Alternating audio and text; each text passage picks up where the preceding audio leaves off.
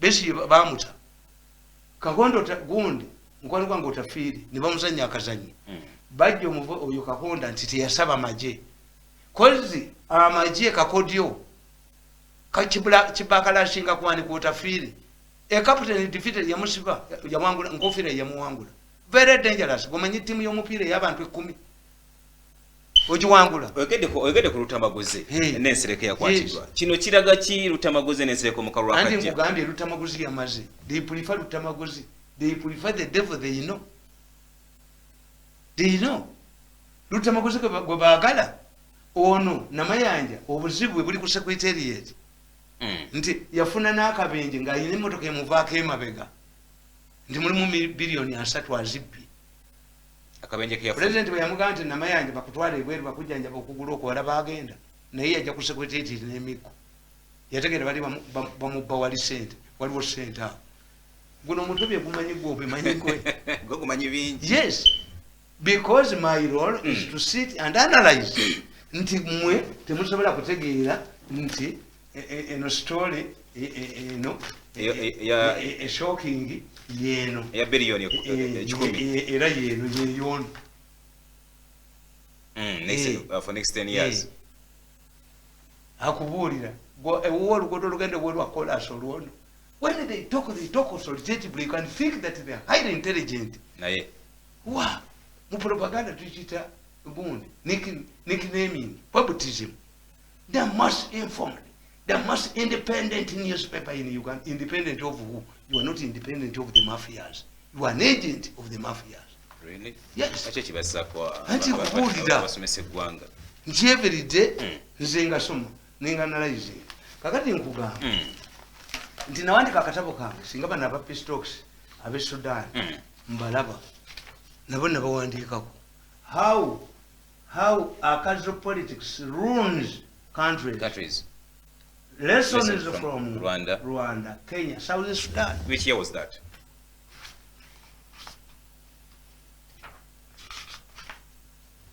Saturday, 5th March 2020, at my residence as Zana. Completed at 4:30 p.m. This is Matabi Day. It was celebrated under quarantine due to coronavirus. Watch out, the future will exonerate me. Kubanga lwaki mbuteekako Gaddafi yakanya Shakespeare. Gaddafi yagamba nti Shakespeare si Mulungereza. Mama Gaddafi. Nti oli yali Shakespeare. Shake kiweebwa omumanyi. Shake aba mumanyi. Gaddafi yakanya ni obutabu bwa Shakespeare. He was an Arab. Kakati nti nkuteerako ne weni. Ate sikola ku computer oba laptop mu mukono. No wonder. A handwriting can manuscript je waka stored. Tebijja. Ate omutamivu yafunanga ddi obudde obubuwandiika. When I die people will claim my books but they cannot. They will be embarrassed. Kakati nkugamba. Nti bino ebiro twali tubirabyeko. Remember, the gist of this submission is that once a united group whose unity is as it is that of a common enemy goes, the unity or alliance develops cracks. The Bushwa in Luweero had united the Acholi and Langese because Museveni's victory spelled doom for them. However, they lost the war due to the high number of human losses and low morale. The Acholi soldiers, who formed the bulk of UNLF, started complaining that while they were losing lives on the front line in large numbers, the rank officers were busy stealing money in the public house, the headquarters of the army then. They further alleged that Langese registered a few casualties because they were not deployed at the front line, but given his assignments. This was the period when Oito Joko died. Obote found himself in an awkward situation. He could not entrust the army to an Acholi when the same group was disgruntled. The Acholi, on the other hand, wanted one of their own, especially Basil Olalo Okero, to succeed Oito Joko as a chief of staff. In my opinion, the Acholis were not fair because Okero Rutua was already the army commander. The chief of staff could not be an Acholi However, since they did not trust any other officer outside their two tribes, they could sort of not they could not solve this problem. There were possible replacements like Major Kiyo, Bamita Kiyengo. Major Kiyengo. Yali wamaanyi nnyo nga mutwe w'omundu mulungi. Era yabakuba nnyo mu Luweero naye ali quiet bangamba ali Gomba. They had other alternatives like Major Kiyengo, Captain Namiti, and others outside the Acholirango region. Obote kyovulaba nti bookera otulobe bawamba gavumenti balonda General Zedi Malulu. Obote kyeyalikoze wano naye nkugamba Obote finally appointed Brigadier Smith upon Achaka, a fellow Langi, despite his record of indiscipline. He had no respect for the Okeros who were senior in rank above him. Furthermore, Achaka, who was a heavy drinker, who always carried a large container of liralira in his escort vehicle, he also did not take a part in the Liberation War. He joined the Liberation in 1978 after completing a training course in the army tank operation in Greece. However, Obote plotted to isolate Muwanga and the two Okeros when he appointed upon Achak, a fellow Langi, as army chief of staff. Secondly, with the help of the British military teams of trainers from Tanzania, North Korea commandos, Obote trained over 20,000 troops, equipped them with Korean-made arms, including the famous Katusa. The troops were deployed in Luweero to flush out Yoweri Museveni once and for all. He picked a fellow Langi, Lieutenant Colonel Charles Ogole, to command the operation. To tame Paulo Muwanga's influence, Dr. Obote also appointed Peter Otai as the Minister of State for Defense, with the powers and finances to flush out NRA rebels. He also entrusted Kuris Wakasisi, who was spitting fire with the Ministry of Security, in whose docket the NASA, Dr. Obote's spy agency, fell. Wakasisi was at that time not seeing eye to eye with Paulo Muwanga. He used every opportunity through Chinyankole proverbs to reveal the false relationship between Muwanga and Obote. It was at this point that Muwanga changed his attitude towards opposition politics. He reinforced FEDEMO and UFM, which had earlier crashed. This is how he managed to form a coalition after Obote's downfall. Paulo Muwanga wanted to introduce a new political dispensation which could effectively isolate Yoweri Museveni as a Wemwanga. He created a government of national unity where he was to be the prime minister and Yoweri Museveni became a ceremonial president. This means that Muwanga wanted to realign the country at independence days. Muwanga managed to convince the fighting groups to join his government of national unity, save NRA. Trouble for Paulo Muwanga came when the coalition suffered cracks. Why? The NRA leadership was totally opposed to Paulo Muwanga. In fact, Muwanga had killed many rebel activists at his office in the mansions. Secondly, the Okeros wanted to use the military force to defeat Museveni, which failed. People like Colonel Gad Wilson Toko wanted the war to continue. Toko was receiving financial benefits from Egyptian armed sales to the Trust government. The Okeros believed that they would fill the gap left behind by the Langi with the people from West Nile. This is where they blundered by reinforcing their army with the former Mini soldiers. It was at this time when newspaper reports indicated that former Mini henchmen like Isaac Mayamungu had returned to Uganda. May Jonesy was already a member of the ruling military commission. This decision was a game changer. Engineer Abraham Waligo, who replaced Muwanga, was not a politician, although they had served in Obote's government. Tanzania had invaded Uganda to chase away Idi Amin because he posed a threat to Tanzania's security. Amin, in his madness, had attempted to annex Kagera, which he declared Uganda's province. Therefore, President Julius Nyerere could not allow a pro-Idi Amin government in Kampala. This is why the peace talks that had been scheduled to be held in Dar es Salaam shifted to Nairobi. President Nyerere could not associate with the government dominated by the Amin's army. Buliro mubale ekintu mugu. Bano bokero bajeko government yabo. Mwanga ajijeko ate sinaba yekero. You go and ask Kirunda Kive Jinja whether Mwanga did not meet Kirunda Kive Jinja in Germany. Minister. Ask these people whether Mwanga did not invite a delegation of rebels who were led by Major Katabalwa. They were killed by, Katabalwa was killed by Captain Namiti. On his way back, Mwanga ngayagala obala ganti government yajijjako dda. Eri mu ngalo ze era Nyerere yajja wano. Nyerere bwe yajja yasanga Obote atamidde. Over problems. Yes. Paulo, why don't you remove this man? Nyerere yabuza. Hey, Paulo, why don't you remove this man? He's drunk.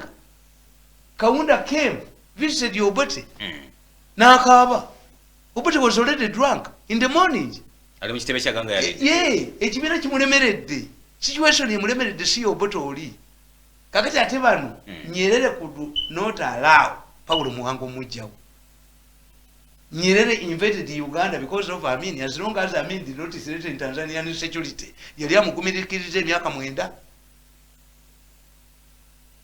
Yes. Kandi nabano babala nti what do we do? Ffe twejjeko Museveni. Tuleete a group gye tunaafuga. Do it. Bagadi be do it. Ladies and gentlemen, do it. Mulabe nga musigalawo. Ate Museveni tumuyiza. Balina enteekateeka y'okuwunzika President Museveni. Baleete gavumenti gye balaba nti gye bajja okutambula nayo. Nga bwe byali ku Obote. Teri muntu ayagala Museveni abba ssente za COVID. Teri muntu ayagala Museveni gwe bawa ssente za mata kampuni ne bajja allocating n'otalabikayo na point emu. Omuvubuka eyavaayo n'agamba nti amata tegazze akulo yamukwata ali ekitalya. Abavubuka balina capital gundi ku social media akulo yabakwata n'abasiba. Nze gwe yatya ankwateko mulageko. Gwatagwadda lunaku 3 n'essimu yingiza kabbuli akwateko wa misomu.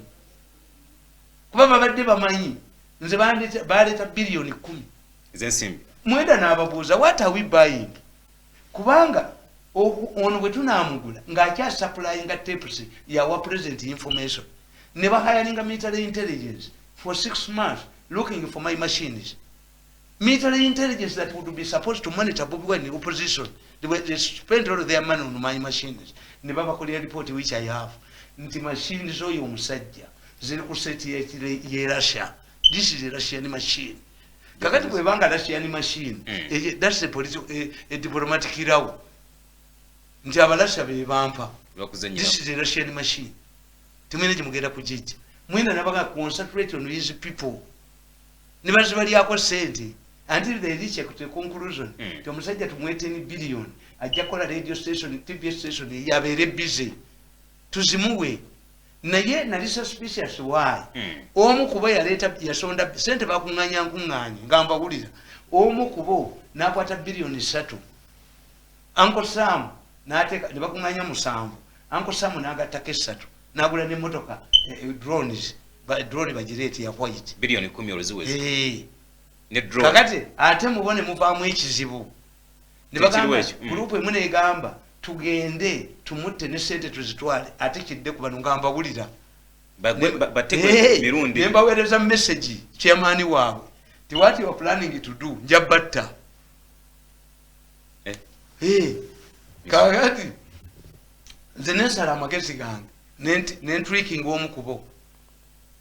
Ni mutweaking omukubo ngate tamanyi nti zibirumbi manyi kakati nebagende wa president nemuga wa birundi atukuba okutwogoloza nti atugamba tumuulya ku TV nga ne radio ngayogera nti twamufiiriza omulimu let us compensate him. Compensate him nga naye abazanya president bamafira bagezwa Museveni ne bakuyisa nabaga naye sente bwe ziwera muzireete wano. President nga bagamba muyite nzimuwe.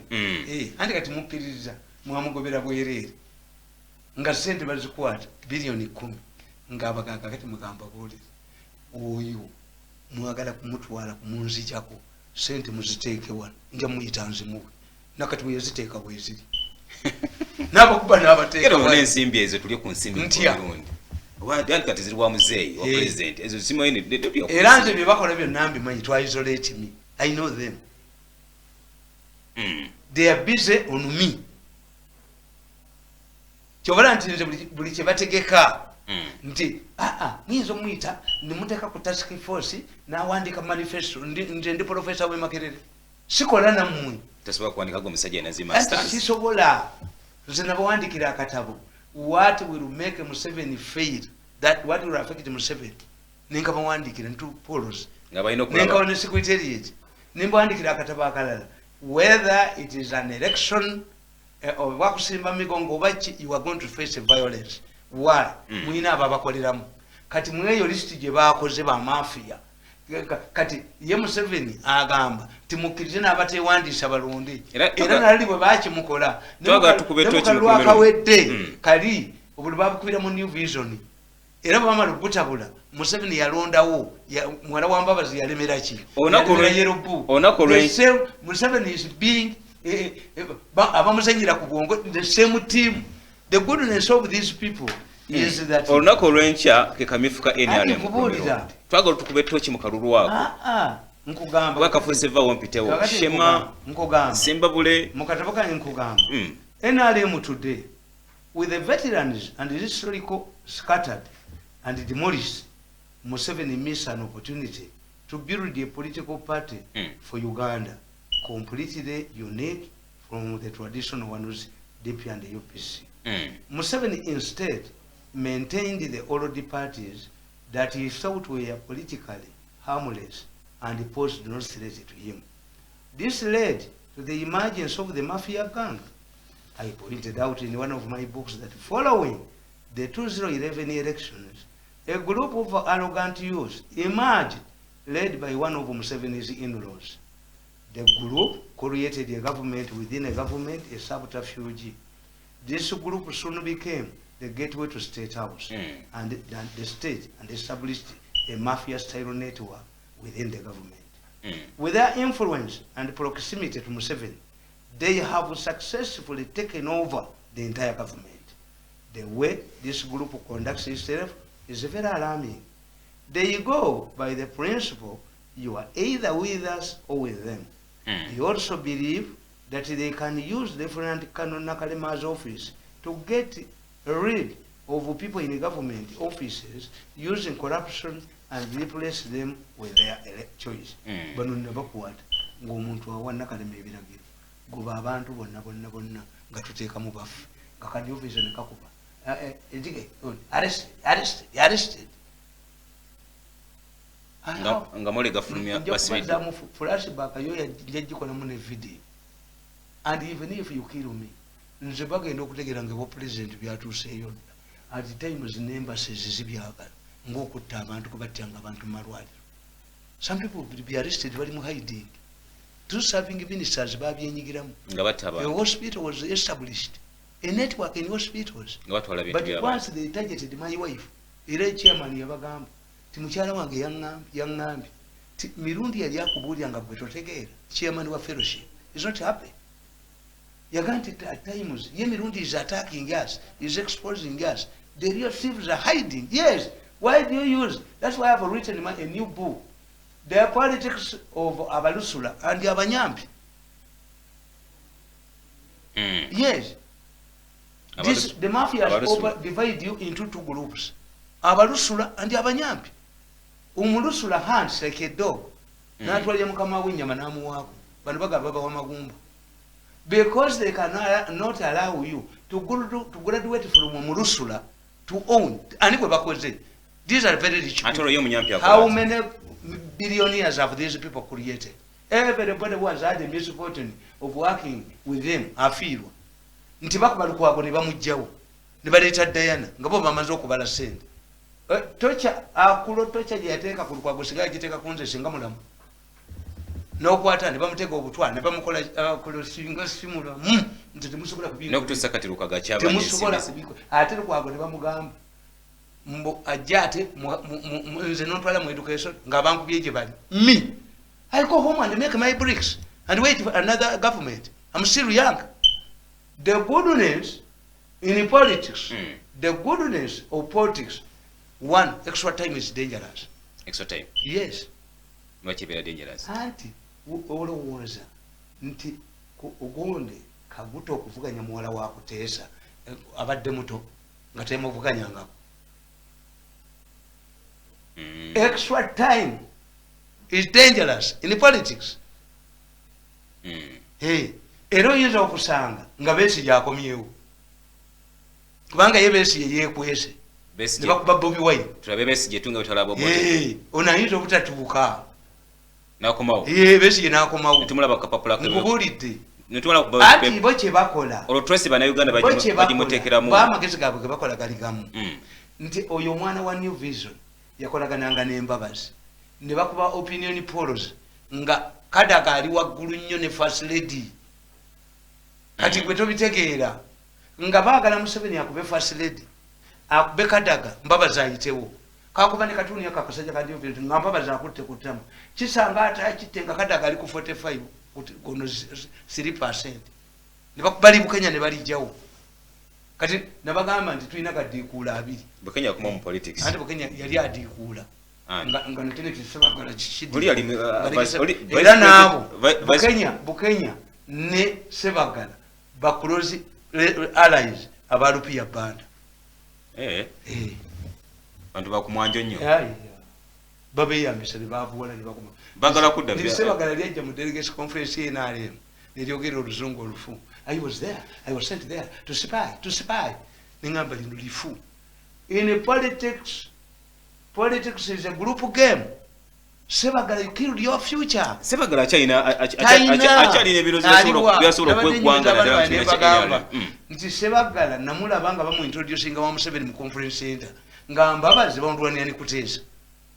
Kale bafunye ekyama. Nganga gamba nti Sebagala n'agamba nti yasoma. Ebyo bimugamba Bobi Wine. Nti yasoma. N'agenda n'akukwata abaana 10 ne mabikki. Bagenda ku UNEB kujayo buyigirize bwa Sebagala, not to the university, because before UNEB receives your documents, why don't you go to the university n'obuuza gundiyo ne mabikere batta abaana 10.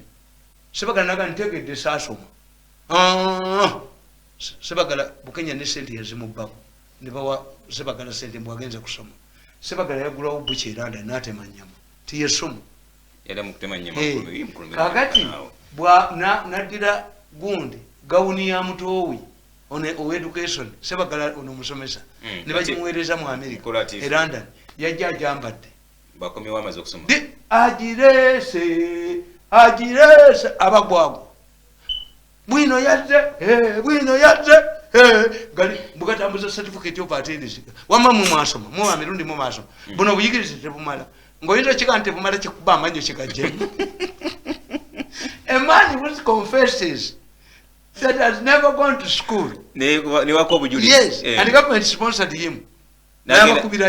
Sebagala arrived in Entebbe ku kisaawe essaawa ezi yatuuka ekisaase wa kitaawe essaawa 5 ez'ekiro nga bali ku luguudo ate nayo mugirabye tebaawula gawuni na certificate ne essenyembe ziri wano naye akyalina abantu kati Sebagala oba abantu bamukyawa kwekyusiza mu kitiimu ng'ambazi. So if Sebagala can lose nti bano abo bannamutegere bajjo, I've never seen these people and there's nothing I can attract me to them. So Sebagala yafa bamasajja mivu tebagenda kuddamu temuli. You cannot cross from one extreme end of politics to the other unless is a divine directive. Bidani yaganti oyinako ewekoledde ate kwa oyinako ewekoledde gwovuganya Museveni nondetera omuwala noganti mirundi ono omuwala w'amaanyi nnyo mulungi afumbire omuwala we awase muwala we kakati namala omuwasa noganti bannaye omuwala oyo yayenda mu buto omuwala yali mwedeni nkuttirawo nga yamukuletedde because you knew notandika omukubako akagabo. Kakati whom do we trust? David Dandi, who was supporting Museveni, or David Dandi, who wants to unseat Museveni? Ekyo kyekisudde abantu bonna bakateega y'abaani mu politics. That's why the most respected opposition leader is Mugisha Muntu. Lwaki Mugisha Muntu? Talina bya busiru. Tali bigambo. No. Mukisa muntu izi so bana bavaire batunulizo. Olunga gamba nti bana bavaire batunulizo. Mbagamba. Tuliza kubuuza mukyala uno mugambi wayi. Nga nafudde mukyala kuno ofumbirwana. Oba omuteze gwayogera yonna omanya nti amwadi mayalinga. Banga fa abaganda tugamba nti bali ngamba n'ekikola nga nakyagala. Ngaba nga nti njagala mirundi kamwagalire ddala akaba kalimu. Kakati nze, if you ask me, nti if I live, kubanga era I will live, nze mperekera Museveni amu Musevenist. When Museveni lives in the morning, at midday you cannot see me there. Nenkofere jakuwa jijako. Mukulu chijemu. Nenkofere jakuwa jijako. Sigala ya akayivu. I have no future with these people. Teriyo. President Oloweta bwati nga nawe wetaliriyo. Mu politics tukugamba. If you show me that I am not needed in your future plans, then I plan somewhere else. Tokanti ebyobufuzi nja bivaamu. Never. My political career should go beyond Museveni. Ekyo nkimanyi. When you have a job, plan for a second one. You must always have an alternative. Ne bwaba mukazi. Bwabanga omukazi otali stable. Obeerayo ne standby. Generator. Kubanga gojja kwetuga nti omukazi agenze ne wetuga yenga atali teri ajoganga mukazi yanobye nga tajja kudda gwe yali n'abasajja akyakala gwoza mukazi wange ona buli yanga ndeso omukazi mu nyumba tajja kudda gwosula wezinze asula ku bigugu n'omunonye wasengaawe ali mugundi akulengera bwati yakulengera mugundi mukatebe olowooza nno nakidda ali wano mwami nawe ennaku zino badde tukyandaba mwali kati lubuto omusajja amufunyisiza olubuto yakubambula empi. So you must have a plan inside. Nawe oyina plan B. President bw'avaako bw'ati bwe nawe okwataliriyo. I respect and admire in this country is Mugisha Muntu. Tali bigambo. No, Mugisha Muntu alinga bano. Mugisha Muntu was Army commander for 9 years. Mugisha Muntu tali corrupt era aba corrupt be bamugoba. Mugisha Muntu yakwata jeti mwebaze namusiba. President ye mujje. So abale bagamba nti mall mu kibiina kya FDC. Ni waba mall. The best today bwogamba if we have an orderly succession, the best who can keep this country together nga president avuddewo obanga awulitaya is Mugisha Muntu, not these opportunists. Era kyobona nti Mugisha Muntu does not get publicity in your mafia controlled newspapers. Yemulabanga ataliwo, but is the most dangerous one. Mugisha Muntu. Kakati njagala nkubule, I'm a strategist, a political strategist. Oze wange nkukubire Mugisha Muntu mukubeki. I make him more matter. Taina kabi. Chichi. Nganireri agenda okuvuganya ne Besigye over leadership.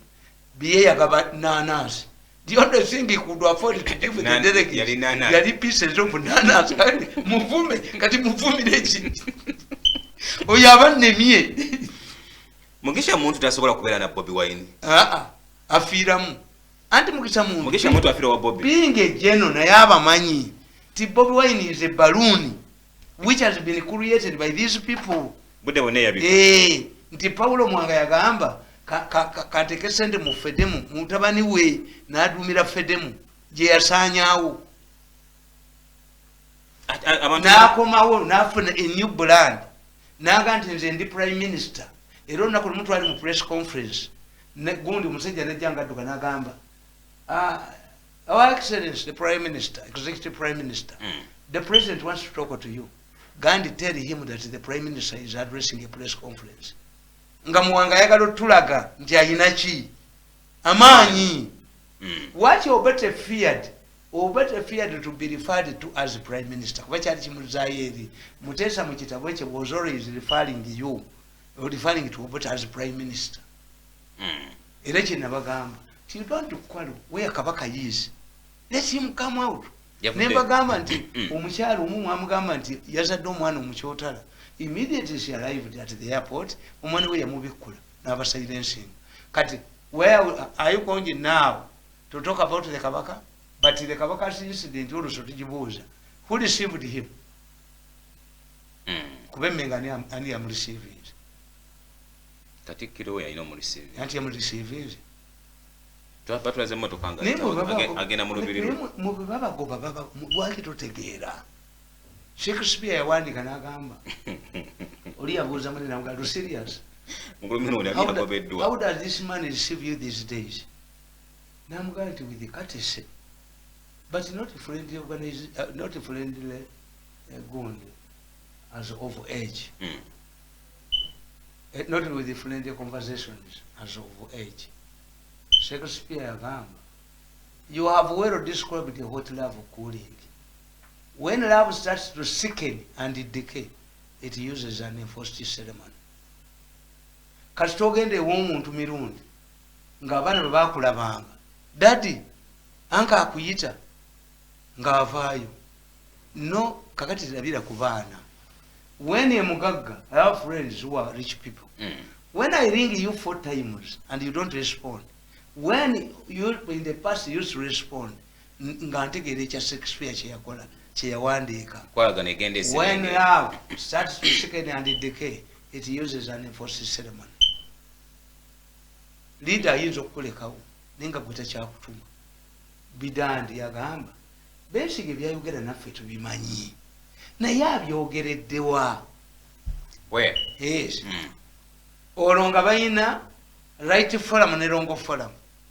Bidandi naye bwe baamubuuza nti waayi Bidandi ekibiina nga bakiri yesalinze gwe first kun second vice chairman nga tomanyi ebibadde ntebe obitegedde nti teyatandika okwogerera ku ki. Bw'olaba omukazi akuba enduulu mu nju baba bamukubye edda n'amira naye bw'olaba akuba enduulu emigo giba giyitiridde. What applied to Besigye applied to Bidandi Sali applied to Mbabazi. Era nabagamba toyinza kuyita Mbabazi n'agenda Gindi, toyinza kuyita Mbabazi n'agenda wa n'agenda Nambole. Mbabazi was thoroughly humiliated at Nambole. Nakita. Why? Mbabazi yagenda n'emmotoka ze Heira Kebweri. Kati abaserikale ne bakwata emmotoka za Mbabazi bazitwaka fwa ne dereva we ne bazisibirayo. Kakati Heira kegenda president vice ani Mbabazi remained standing. Amanyidde edisi we kuba simu motoka ne parking anajja n'akola ki tebaaliwo. Kibuule asked Mbabazi nga bonna baggwawo. Honorable, do you have the telephone? Why are you here? My car. Do you have the telephone number of your driver? No. Do you know its registration number? No. Kibuule yayamba Mbabazi n'akubira mu Mbabazi n'ajja no Mbabazi ng'omuzayi Nambole ango omuzayi Nambole tasobola kuddayo. Kayibula ayinza okudda okujjako nga bano ababadde bagoba ba Kayibula nasanga Kayibula ekasagama nga akankana kani muzeyi do it to me emuga si muzeyi. The moment kasita nannyini buyinza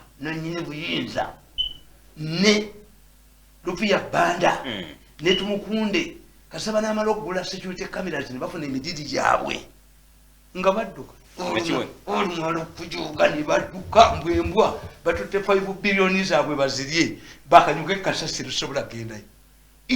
Any pregnancy arising out of a rape incident must be terminated. Yes. You cannot inform me to that. It reminds me something else.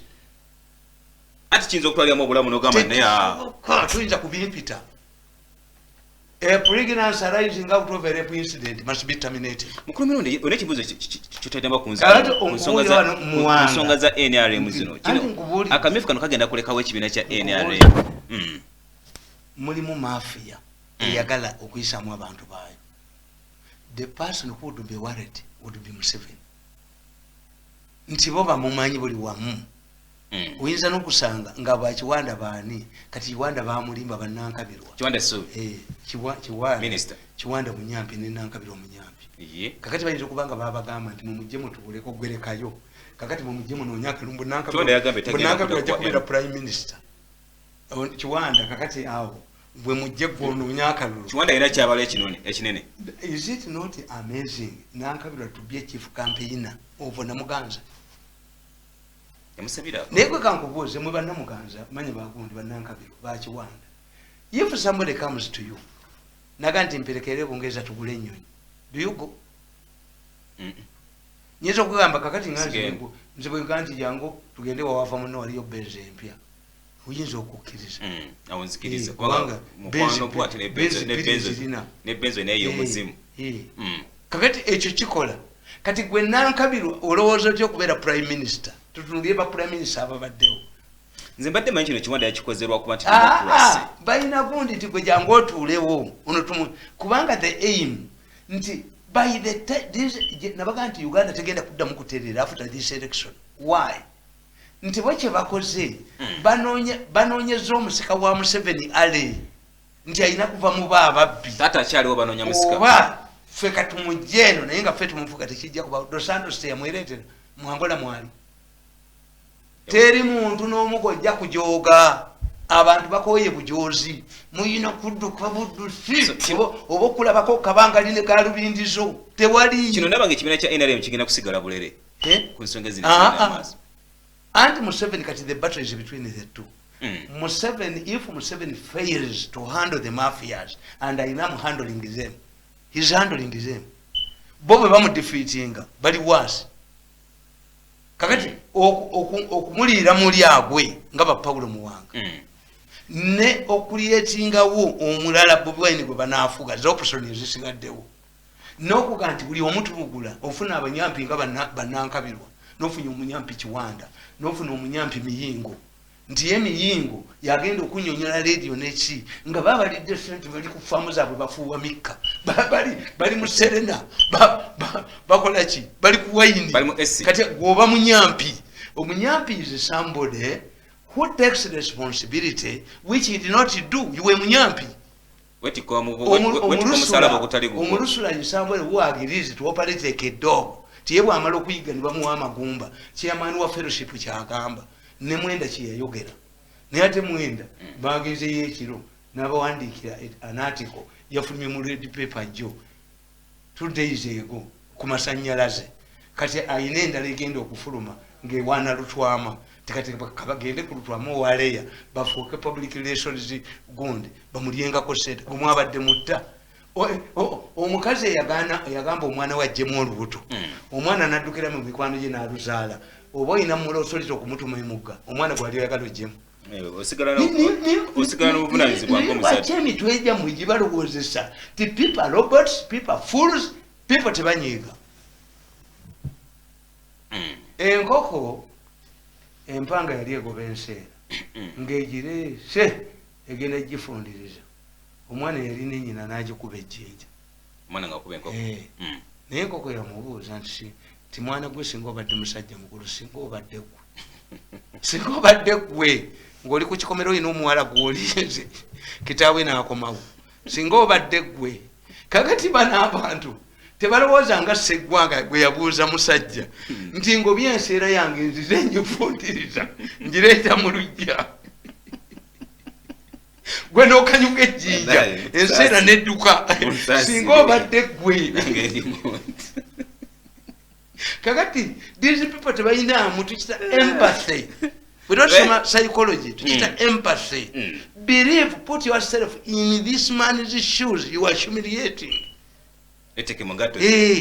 nti gwe do you believe nti bwe mmala okubba 5 billion nenzitwala nengula akeedi eno embwa ne tugirimba nti advisor embwa ejja keeda yeetuula egyo tuddemu tugifuge ayikanigifu mirundi ejob gwe genda okuwa ennyoko ayikanikam tumuyite kakati vision tumukunde mumulimbe mujje muyite nti nalisijja batta. I'm not the type. You are using a wrong apparatus for a wrong experiment. When you see this head, when I write these books,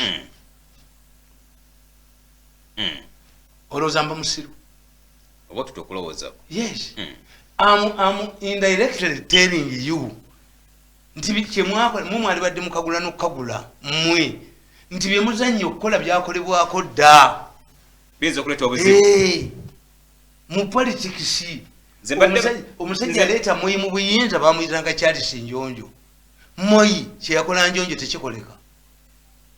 Buli gundi mwana wasa oyo Bobi Wine yo nga yabayifulidde mumumanyi mwe nga Bobi Wine yabayifulidde enzo bafukira mugata we can assassinate him ata umba mugudde assassinate anybody here mulabe muteyo muntu badiro mulambo bakuteke mu jeneza bakuyingize Kampala kinzo kufuka kizibu tebai options ziri out oledo na bategedde kakati oba bategedde nti mwete mubala tolaba nti ono muwala era agambye mboku okutestinga abantu sente mega Tanzania basittingira mmega kakiti ke Tanzania ne Kenya kali ku $3.3 so kine ekyaleeteddwa tulete kakoza ati bagende parliament tugiteeka ku lisesi ono kooti mbwajjayo 7 trillion. Ministry of Health yalese enteekateeka nga tumanyi egenda kuyamba bannansi emitwalo 20 where there are isolation centers ze baba waziriwa. Why should I pay for myself to get what vaccine bakebere oyo naye Allah musasudde omuwala oyo yakuba president ya mugamba you have been good my person. I want now to treat the whole nation bamulamu wa muganga bidwa muwala gwe so fitina je mwateeka ku lukwago fitina ogitegedde fitina ejja kwabya nze mbadde manyi kino bakikoze na mutima mulungi na kwagala kulaba nga wabawo okujjanjabwa kw'abantu ku mirundi among the Baganda you cannot share a meal with your pregnant daughter. May you do it? May you do it? When do you detect it?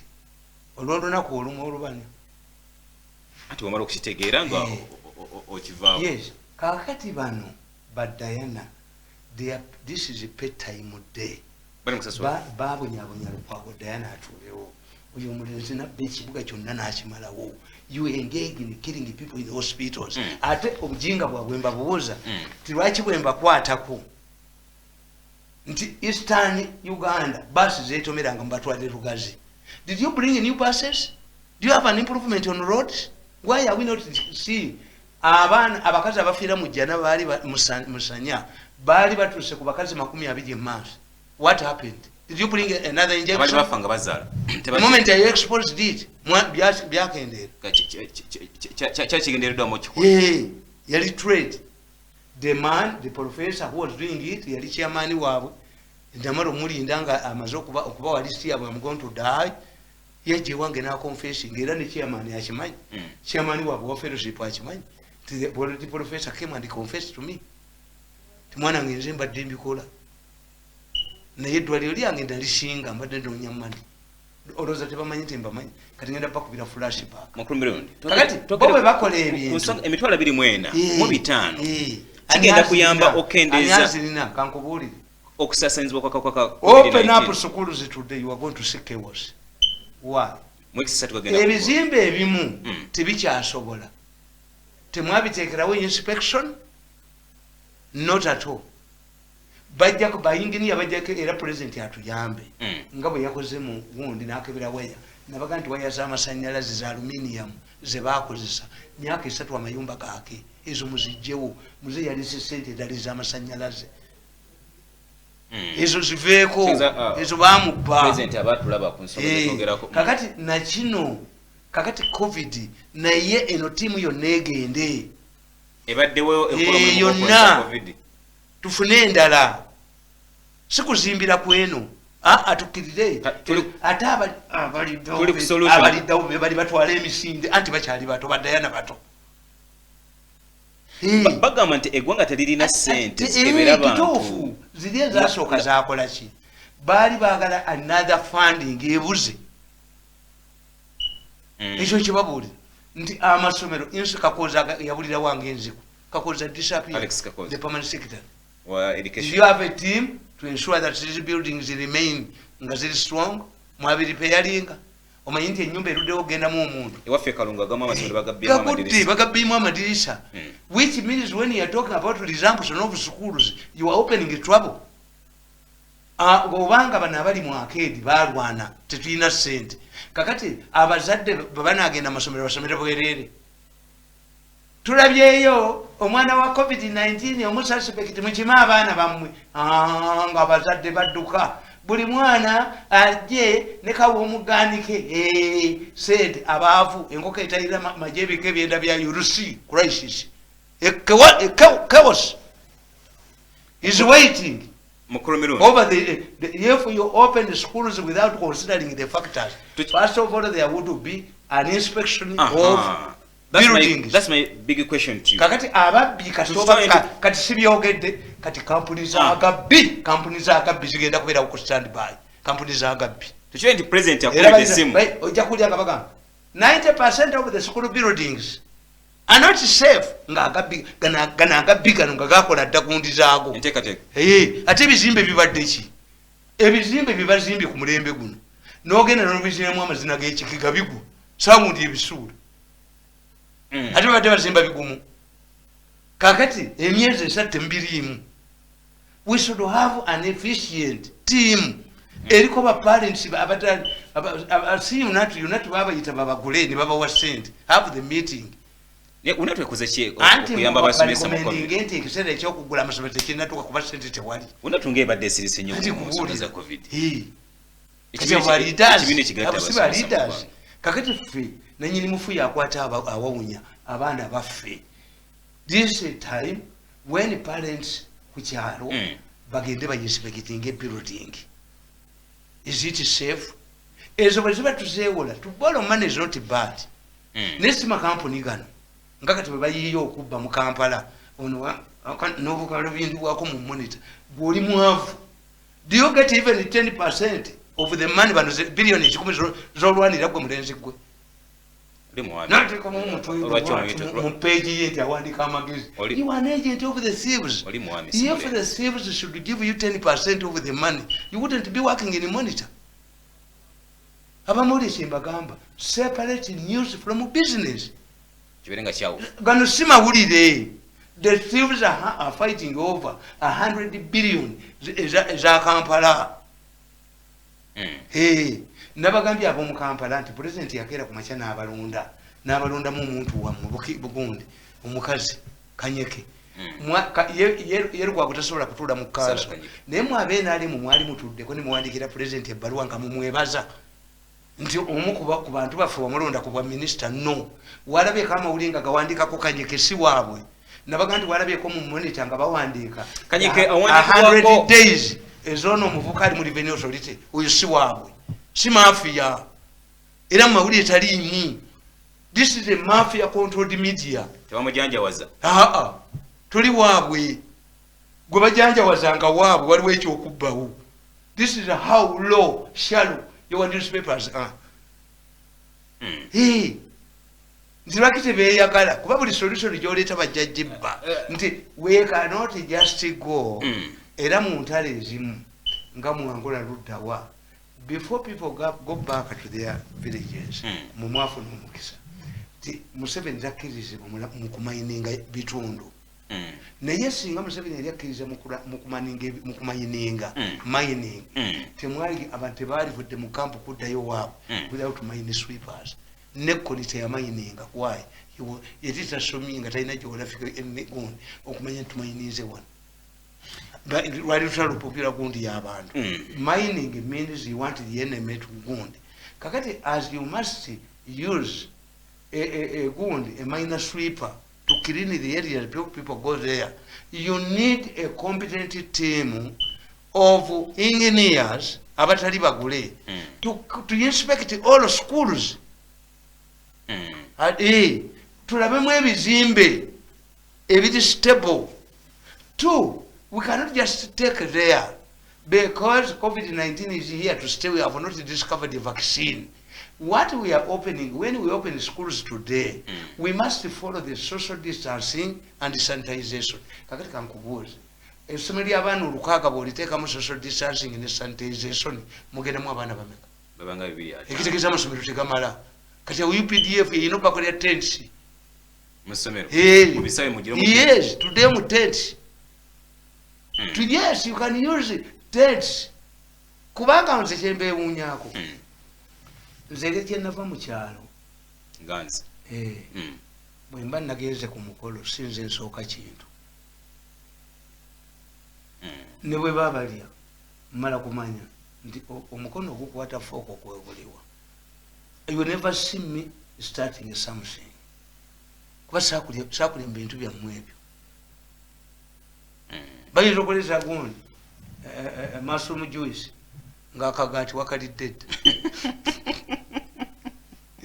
bagenda ogaa nti mugere mutosinge nga wayini wamunywedde dda kakati you see for us we are lucky Africans nti by now nabagamba nti by now twalibadde tulina ekibinja ekivudde mu electoral commission ekivudde mu opposition groups ne civil society nga kirambudde amawanga agasobodde okutegeka akalulu because sife batembuzi we are not pioneers other people have done it you can improve on it kubanga sigwo kisoose others you have others to learn from once the first son omwana w'omukulu bwasoma n'abana balina basobola bamufolowinga kakati ekyokubiri nti nakino bwe kiri look what where gone schools have opened in other countries.